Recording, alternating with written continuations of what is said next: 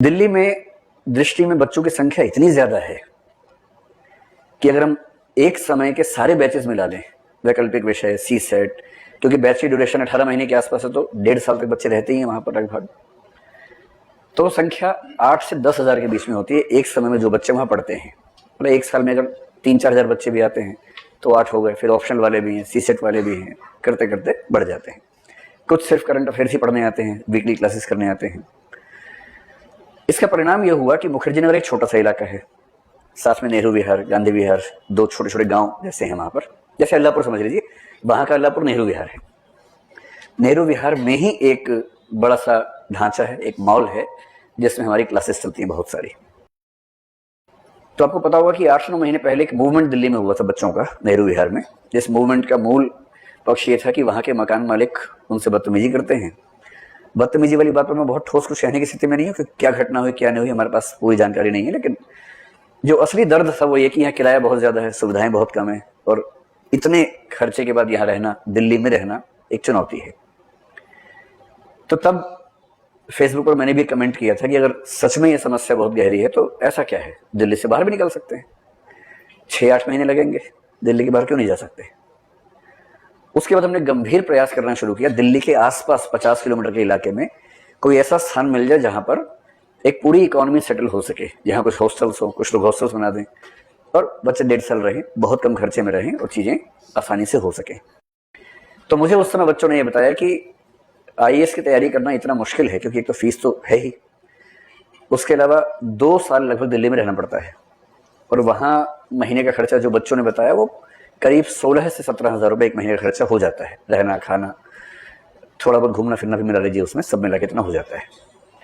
तो तब ये बात स्पष्ट हो गई थी कि हमें कुछ ऐसा करना चाहिए कि दिल्ली में इतना दबाव ना रहे और हम दिल्ली के बाहर एक सेटअप बना लें।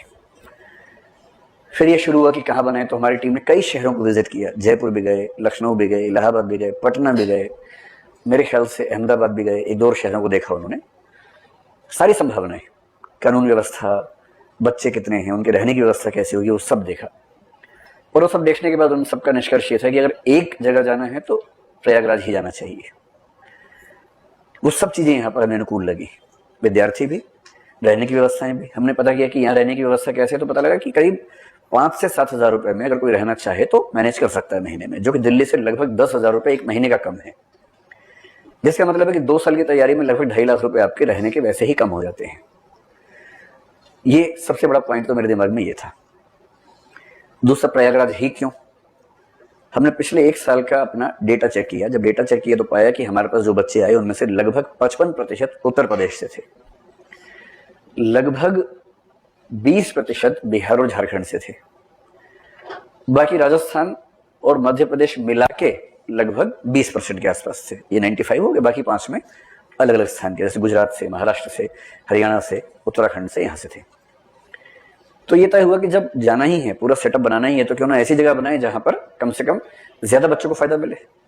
और जब बिहार, झारखंड, उत्तर प्रदेश से ही लगभग हमारे पास 60-70% लोग आ रहे हैं, तो क्यों ना वहीं पर बीच में ही कुछ करें। तो बिहार झारखंड से कोई बच्चा जब दिल्ली आता है, इलाहाबाद रास्ते में आता ही है उसके, और कल्चर के मामले में इलाहाबाद उसको बहुत अनयूजुअल नहीं लगता है, अजीब सा नहीं लगता, उसकी कल्चर से बहुत मैच करता है। दिल्ली में जाके झटका कई बार लग जाता है, क्योंकि दिल्ली का मिजाज थोड़ा अलग किस्म का है, महानगर है ना, तो उसका मिजाज थोड़ा अलग है। इसके अलावा 2 और ऐसी घटनाएं हैं जिन्होंने मुझे मजबूर किया कि हम इस बारे में सोचें। पिछले साल मेरे पास एक स्टूडेंट आई हुई थी, क्लास के बाद बात कर रही थी, तो बात ये कर रही थी कि उसको किसी लड़के ने परेशान किया था, जो कि इंस्टीट्यूट्स में ऐसी घटनाएं महीने 2 महीने में एक घटना हमें सुननी पड़ती है, समाधान करना ही पड़ता है। तो उसने कहा कि सर, एक लड़के ने मुझे कुछ गलत तरीके से बात कही, तो हमने उस पर एक्शन लिया जो तरीका है। तो जब बात कर रही थी, बात करते करते मैंने वैसे पूछा, आप कहाँ से हैं, कौन से बैच में, कितना पढ़ चुकी हैं, आगे क्या तैयारी का तरीका है आपका। तो उसने बताया कि मैं इलाहाबाद से हूँ।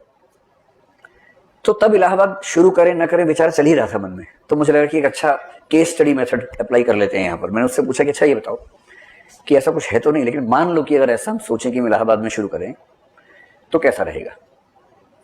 तो उसने एक बात कही, उसने कहा कि सर देखो, हम 7 लड़कियों का ग्रुप था, हम 7 की इच्छा थी कि हम दृष्टि में पढ़ें, लेकिन क्योंकि हम लड़कियां हैं इसलिए आर्थिक रूप से हम ठीक स्थिति में हैं, 7 कोई दिक्कत नहीं है हमारे घर में, और सिर्फ इसलिए कि हम लड़कियां हैं हमको आने की परमिशन नहीं मिलती है।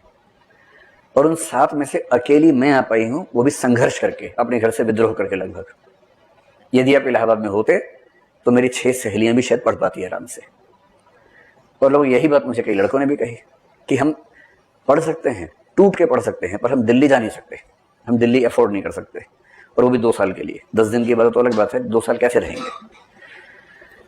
हिंदी माध्यम का रिजल्ट खराब होने की एक वजह यह भी है कि हिंदी माध्यम का बहुत सारा टैलेंट